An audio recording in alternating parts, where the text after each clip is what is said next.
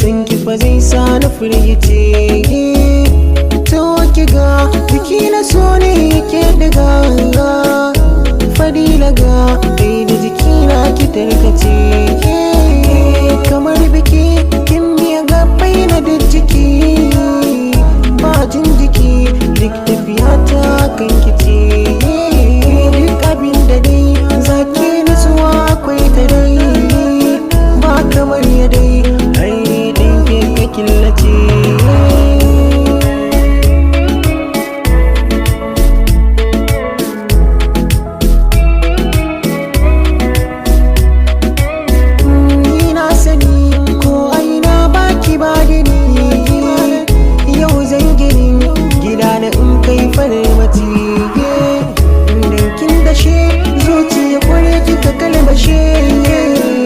Wakar ashe tayo ta sinan Fadila ce.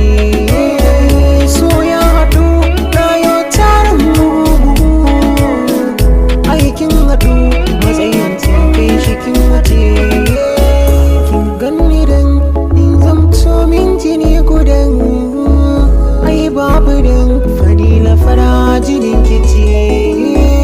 Kin dandalan so kika ban shi galan-galan, silan komai na wanda ya fice. Ko ba ni nan daga cikin zo ni nan da nan, to gani nan danki na fi so cikin mace. Ke kyau kike wa kyau shi ma fada yake, komai gani duka min daidai farar mace.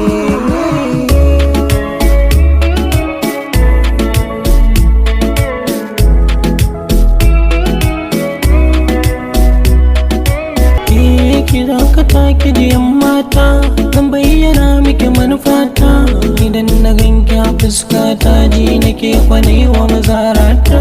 Ki fassara min mafarki na, ki zo ki zauna a damana, kadar ki ta zama abinci na, ni kwaza na baki furen kauna.